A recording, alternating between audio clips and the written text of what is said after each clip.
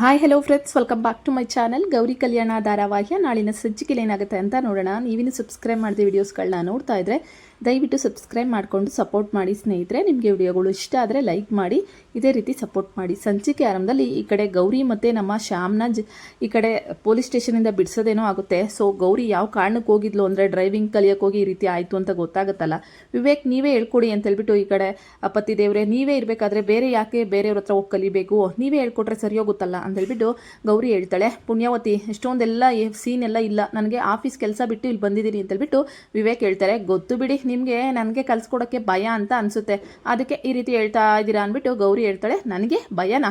ಚಾನ್ಸೇ ಇಲ್ಲ, ನನಗೆ ಯಾವ ಭಯನೂ ಇಲ್ಲ ಅಂದಾಗ ಮತ್ತೆ ಯಾಕಣ ಇದೆಲ್ಲ ಕೋಳಿ ಜಂಬ, ಗಂಡ ಹೆಂಡತಿ ಪ್ರೀತಿ ವಿಶ್ವಾಸ ಎಲ್ಲ ಇರಬೇಕಾದ್ರೆ ಈ ನಡುವೆ ಯಾಕೆ ಈ ಕೋಳಿ ಜಗಳಾಟ ಗೊತ್ತಿಲ್ಲಪ್ಪ ನನಗೆ, ನೀನೇ ಕಲಿಸ್ಕೊಟ್ರೆ ಉತ್ತಮ ಅಲ್ವಾ ಅಂತ ಹೇಳ್ಬಿಟ್ಟು ಶ್ಯಾಮ್ ಮೊದಲೇ ಗೊತ್ತಲ್ಲ ಕವಿತೆ ಸಾಹಿತ್ಯ ನೋಡುದು ಅವರ ಕವಿತೆ ಸಾಹಿತ್ಯ ಕೇಳೋದೇ ಒಂದು ಚೆನ್ನ ಅಂತ ಹೇಳ್ಬೋದು.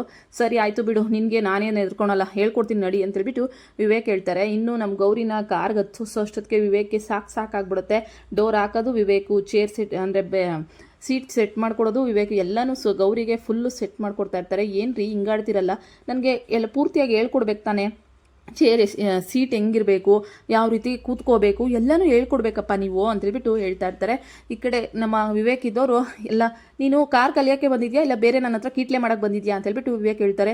ಅದು ಯಾಕ್ರಿ ಪತಿ ದೇವ್ರೆ ಆವಾಗಲೂ ಆ ಥರ ಗಾಬರಿ ಪಡ್ಕೊತಾ ಇರ್ತೀಯಾ, ನಾನು ನಿಮ್ಮ ಹತ್ರ ಕೀಟ್ಲೆ ಮಾಡಿದೆ ಬೇರೆ ಯಾರ ಹತ್ರ ಕೀಟ್ಲೆ ಮಾಡೋಕ್ಕಾಗುತ್ತೆ, ಸರಿ ಬಿಡಿ ಈಗ ಆಯಿತು ಹೇಳ್ಕೊಡಿ ಅಂತ ಹೇಳ್ಬಿಟ್ಟು ವಿವೇಕ್ ಹೇಳ್ತಾಳೆ ಗೌರಿ. ಸರಿ ಆಯಿತು ನೋಡು, ಇದು ಫಸ್ಟ್ ಗೇರು, ಸೆಕೆಂಡ್ ಗೇರು, ಫೋರ್ತ್ ಗೇರು ಅಂದಾಗ ಅಯ್ಯೋ ಎಷ್ಟು ಗೇರ್ಗಳನ್ನ ಅಂತ ನನ್ನ ಮನಸ್ಸಿಗೆ ಹಿಡಿತಿಕ್ಕಾಗಲಿ ಅಂದಾಗ, ನೋಡು ನಿನಗೆ ಎಲ್ಲಾದರೂ ನಿಲ್ಲಿಸ್ಬೇಕು ಅಂದರೆ ಲೈಟಾಗಿ ಬ್ರೇಕ್ನ ಒತ್ತಿಡಬೇಕಾಗುತ್ತೆ ಅಂದಾಗ ನನ್ನ ಹೃದಯಕ್ಕೆ ಆಗಲೇ ಬ್ರೇಕ್ ಆಗಿರೋದು ಆಗ್ಬಿಟ್ಟಿದೆಯಲ್ಲ ಯಜಮಾನ್ರೆ ಅಂತ ಹೇಳ್ಬಿಟ್ಟು ವಿವೇಕ್ ಗೌರಿ ಹೇಳ್ತಾ ಇರ್ತಾಳೆ. ಅಲ್ಲ ನಾನು ಏನು ಹೇಳ್ಕೊಡ್ತಾ ಇದ್ದೀನಿ, ನೀನು ಯಾವುದಕ್ಕೆ ಟ್ಯಾಲಿ ಮಾಡ್ತಿದ್ಯಾ ಒಂದು ಗೊತ್ತಾಗ್ತಾ ಇಲ್ಲ ನನಗೆ ಅಂತ ಹೇಳ್ಬಿಟ್ಟು ವಿವೇಕ್ ಹೇಳ್ತಾರೆ.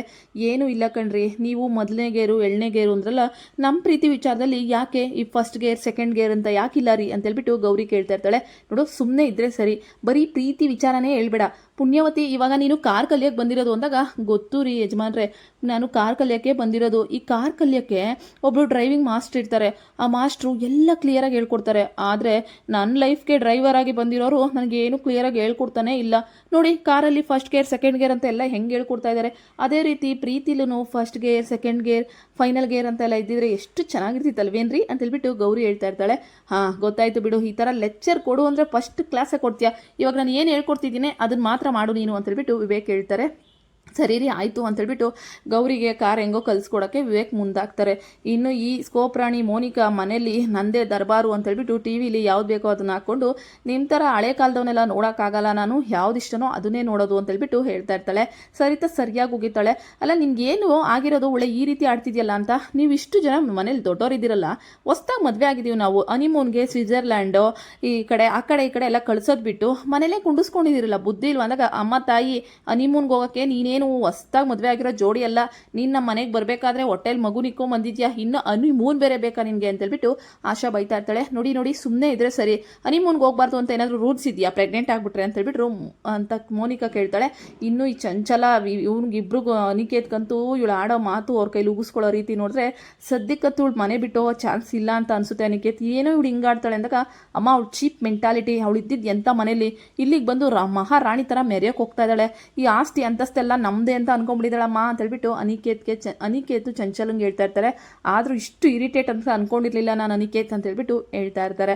ಇನ್ನು ನಿನಗೆ ಹನಿಮೂನ್ ಬೇರೆ ಬೇಕಾ, ಇವಾಗ ಮಗುನ ಸಾಕೋದ್ರಲ್ಲಿ ಫಸ್ಟ್ ನೋಡ್ಕೊಳಮ್ಮ, ಹನಿಮೂನು ಅದು ಇದು ಅಂತ ತಿರ್ಗಾಡಿದ್ರೆ ಮಗುಗೆ ತೊಂದರೆ ಆಗುತ್ತೆ ಅಂದ್ಬಿಟ್ಟು ಅಜ್ಜಿ ಹೇಳ್ತಾರೆ. ಅಯ್ಯೋ ಏನು ತೊಂದರೆ ಆಗಲ್ಲ, ನಾನು ಕರೆಕ್ಟಾಗಿ ಟ್ಯಾಬ್ಲೆಟ್ಸ್ ಎಲ್ಲ ತೊಗೋತೀನಲ್ಲ, ಏನಾಗಲ್ಲ ಅಂದಾಗ ಹಂಗೆಲ್ಲ ಹೇಳೋಕ್ಕಾಗಲ್ಲ, ನೀನು ಒಂದ್ಸತಿ ಪ್ರೆಗ್ನೆಂಟ್ ಆದಮೇಲೆ ದೂರ ಪ್ರಯಾಣ ಮಾಡಬಾರ್ದು, ಮನೇಲೇ ಇದ್ದು ರೆಸ್ಟ್ ಮಾಡಬೇಕು, ಈ ರೀತಿ ಯಾವಾಗ ಬೇಕೋ ಅವಾಗ ಏನು ಬೇಕೋ ಅದನ್ನು ತಿನ್ನೋದಾಗಲಿ ಏನು ಬೇಕೋ ಅದು ಅದೆಲ್ಲ ಮಾಡಬಾರ್ದಮ್ಮ, ಮಗು ಹೊಟ್ಟೆಲಿದ್ದಾಗ ಒಳ್ಳೆಯದನ್ನ ಕೇಳಬೇಕು, ಒಳ್ಳೆಯದನ್ನ ಮಾತಾಡಬೇಕು ಅಂತ ಹೇಳ್ಬಿಟ್ಟು ಈ ಕಡೆ ಅಜ್ಜಿ ಎಲ್ಲರೂ ಸಹ ಹೇಳ್ತಿರ್ತಾರೆ.